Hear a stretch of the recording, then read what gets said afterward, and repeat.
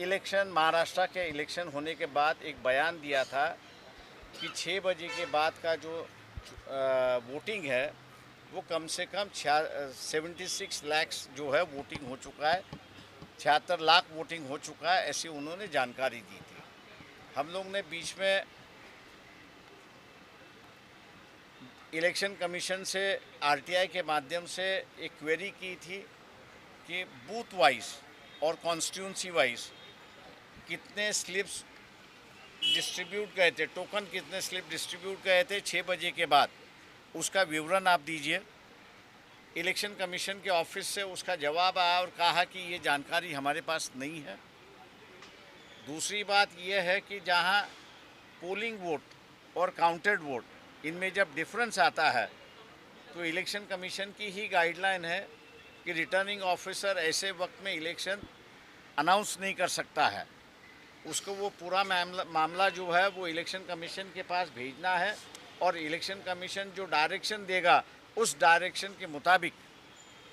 उनको फैसला देना होगा, ऐसी एक परिस्थिति है। तो ये दो मुद्दों पर जो है हम लोग की इलेक्शन रिट पिटीशन दाखिल है और मैं ये मान के चलता हूँ कि आज नोटिस इशू की गई है, सेंट्रल गवर्नमेंट को, यूनियन ऑफ इंडिया को नोटिस इशू की गई है,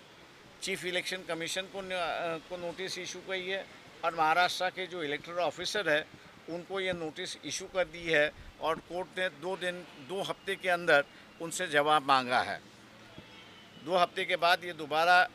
कोर्ट के सुनवाई पर आ जाएगी और उस वक्त मेरे ख्याल से फाइनल हियरिंग की शुरुआत होगी, ऐसा मुझे लगता है। मैं तमाम राजनीतिक दल महाराष्ट्र के जो है उनसे विनती करता हूं कि हमने जो है ये 75 लाख वोट का इशू जो है वो कोर्ट के सामने लाया हुआ है।